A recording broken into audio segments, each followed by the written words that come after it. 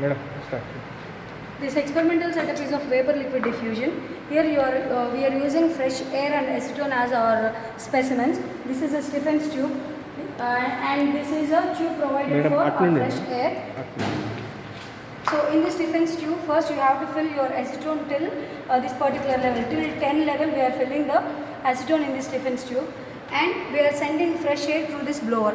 So once before starting of your experiment, you are always sending a fresh air, and when you have acetone here, this acetone will be evaporated into this fresh air. So after the vapors are evaporated, then diffusion takes place from A to B. Your A is acetone and B is a fresh air. At any point of time, you are sending fresh air through this. So that means the concentration of acetone in the fresh air is always 0.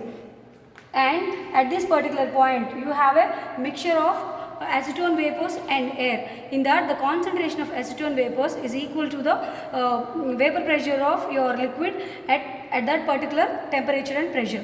So before starting of experiment, you have to fill this tube with till 10 level in this tube.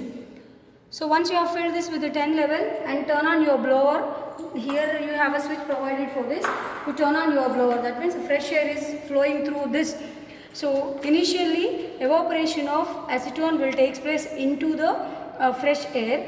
After that the vapors will be diffuses into air. So at a particular time, so here we are fixing the time and to note down the decrease in the level of acetone in this Stephen's tube.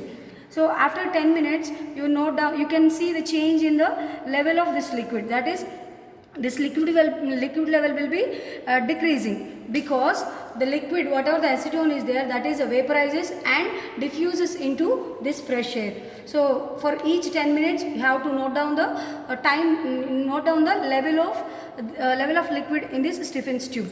With this level of liquid in the Stephen's tube and a height diameter, you can calculate vapor diffusivity coefficient.